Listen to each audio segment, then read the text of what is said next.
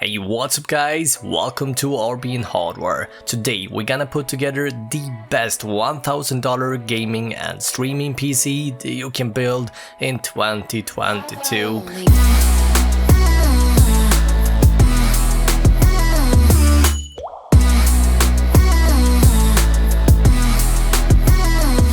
I will be taking you guys along for the entire building process, how to install Windows and drivers, as well as providing you guys with detailed benchmarks, both traditional gameplay but also detailed ray tracing benchmarks, so you know exactly how this PC performs in case you want to build it yourself. Alright, so let's go ahead and get the motherboard out of the box. Now for this $1,000 gaming PC build, I picked up the MSI Pro B660M-A, which is a brilliant and high quality B660 board with lots of power, heatsink and features for a decent price. Now, in case you do want to save a few dollars on the motherboard, since we're only using a 6-core CPU, you can definitely also pick up the B660M board from Gigabyte as well and save a couple of dollars. So let's go ahead and unbox the motherboard, place the motherboard on its box. Now let's move on to the CPU, the Intel Core i5-12400F. This is a 6-core 12-thread part with a base clock at 2.5 GHz and turbo all the way up to 4.4 on a single core. Now since we're using an aftermarket cooler guys, we're actually able to reach 4 GHz on all cores at the same time when gaming, and this is minimizing any kind of lag or potential stutter. Now before we can go ahead and install the CPU, we want to open the CPU lever. Now make sure that the CPU is orientated this way with the arrow located at the lower left side corner. Then gently drop the CPU in its socket, give it a little wiggle, make sure that it's sitting nice and safely, and then lower the bracket. This will make the plastic cover to pop off. And then we can just lower the lever all the way down to lock the CPU in place. Now next up we got RAM, and here I picked up the Trident C from G.Skill. This is 2x8 GB, giving us a total of 16 GB with clock speed at 3200 MHz CL16. Now high clock speed is always something you want to strive for, however 3200 MHz is in the end of the day a great price to performance sweet spot. Locate the second and the fourth DIMM slot and slide each DIMM into place just like so. Next up we got storage, and here I picked up the Western Digital Blue SN570 NVMe with a max speed of 3500 megabytes per second, giving you a fast and snappy Windows and gaming experience. Now 500 GB is enough to fit a few games, but obviously you can pick up a 1TB unit for a few dollars more. Now to install the M.2 we need to remove this heat shield and slide the drive into place with a 45-degree angle with a notch facing the opposite side of the CPU socket. Remove the plastic sticker and then put the heatsink back on top of the drive and secure it. Next up we're gonna take care of the CPU cooler installment, and for today's build we're gonna go with this aftermarket cooler from Cooler Master called Hyper 212 Black Edition. Now inside the box we find this white box, and inside here we find a couple of plastic bags. And we're gonna use this one, so simply go ahead and unbox it. The bracket is going underneath the CPU. Next up we need to remove the heatsink sticker, and in order to make the installment so much easier we also need to remove the already mounted fan as well. To secure the mounting kit, we also need to locate these two small screws which we find inside this plastic bag, and then install both pieces just like so. Put some of the included thermal compound on the CPU, then gently place the heatsink onto the processor and secure the cooler in a cross pattern just like you see in this image. Now we can go ahead and reinstall the fan again with the Cooler Master sticker facing the heatsink. Last step, we need to connect the CPU fan cable, and this one, guys, goes to the CPU fan header located at the upper right side corner of the motherboard. Now with the motherboard assembly completed, we can finally go ahead and unbox the case, the Lian O11 Air Mini. Now in order to get the case ready for our components, first remove the top. This will allow us to then remove the tempered glass side panel, and to make things a little bit easier, remove the other side panel as well. To maximize the clearance and airflow, Lian offers a modular back panel. The case comes shipped with a 7-slot configuration, but with just a few steps, you can actually transform the case to a 5-slot configuration. To increase the look of the build a bit, we're going to install 4 of these case fans from Corsair. Now these are 140mm fans with white LEDs that can move a ton of air. To maximize the airflow, we're going to put 2 at the front and another 2 at the bottom of the case. Make sure that the arrow is pointing towards the back as well as the top, as we are gonna use all these fans as intake and use the rear one as exhaust. The last step is to line up the motherboard standoffs, and all you need to do is to move all these black standoffs you see here to holes where you see a digit that says 5, and that's about it. Now the first part we're gonna install in the case is gonna be the power supply. This is the Cooler Master MWE Gold 650 V2, a highly efficient 650 watt power supply with 80+ gold certification. Since this is a modular PSU, there are a couple of cables we need to attach, and the first one is this, the 24-pin ATX power cable for the motherboard. Next up is the CPU power connector, as well as this PCIe cable for the graphics card.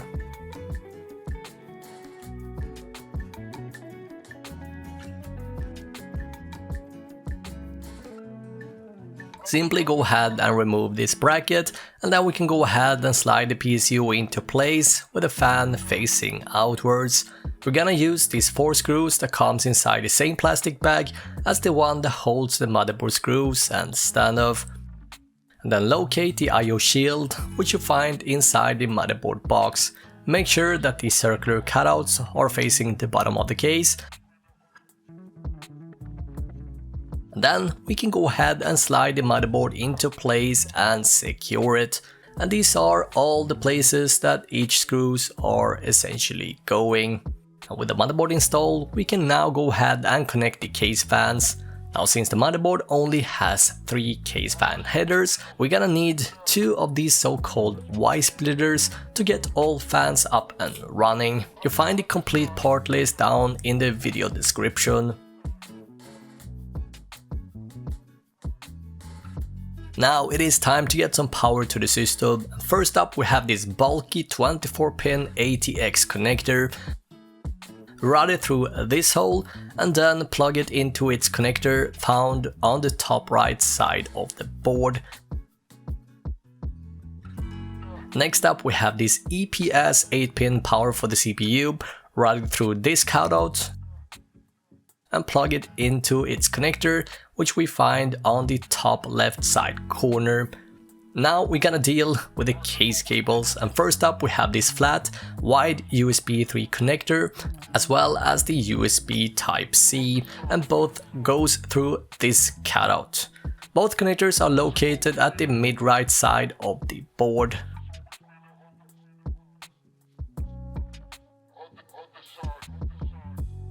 After that, guys, comes the audio cable, and this one goes through this cutout and plugs into this connector found at the lower left side corner of the motherboard. Lastly, we have the front panel connectors, and these goes to the bottom right side corner of the motherboard.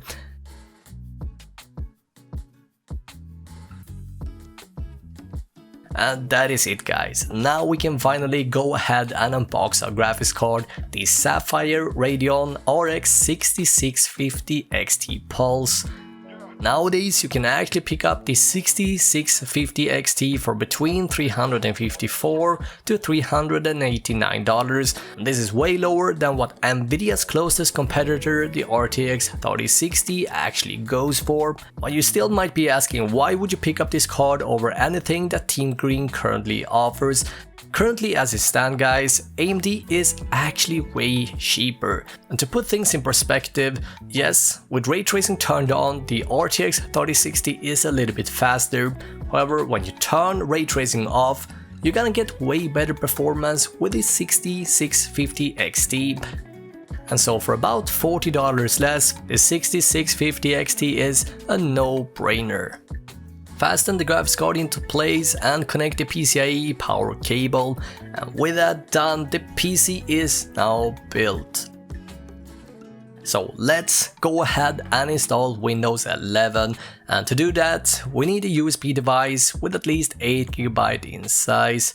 Then head down over to Google and type in Windows 11 ISO download, then download the tool and follow the instructions. Next screen lets you choose language and architecture. Click next and select the USB flash drive as the media to use. Now it starts formatting and installing Windows into the flash drive. Wait for the installation to complete and then plug it into your new PC and press the power button. The PC will automatically detect the flash drive and it should bring you to this screen. Make sure everything is correct and then install now. The installation will ask for a key, but simply click on I don't have a product key. Choose Windows 11 Pro and click next. And then check the box in the next screen and then click on custom, installed Windows only. Select the right drive and then click on new. This will format the drive and then hit next to install Windows. Once Windows 10 has been installed, head down over to the start button and click power and restart whilst holding down the shift key. This will bring you over to this screen. Click over here and click here.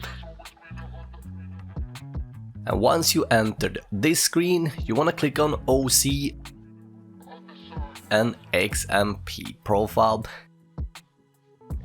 Hit escape and save the changes. Now once Windows has been installed, we need to go get some driver as well. Google the motherboard name followed by drivers. I have links to everything you need to download listed down in the video description. Let's take a look at the gaming benchmarks. So starting off with 1080p, running all games at high to ultra settings results in about 80 to 90 FPS in Halo Infinite.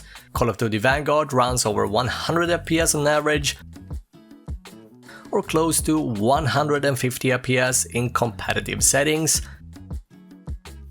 Call of Duty Warzone with ray tracing runs at over 100 FPS as well, and demanding AAA titles such as Resident Evil runs at about 90 FPS, again with ray tracing turned on. And to answer some of you guys' common questions, yes, this PC can run literally any game maxed out at 1080p, as we can see, and most games you can actually run at 1440p as well, at high to very high settings, with great results, as we can see. And so pretty damn impressive performance for just about $1,000. Now, if the $1,000 budget is a little bit out of your reach, I actually got a $700 as well as an $800 build linked up down below as well. If you have any questions or suggestions, make sure to join up the Discord server found in the description down below. Thank you guys so much for watching this video.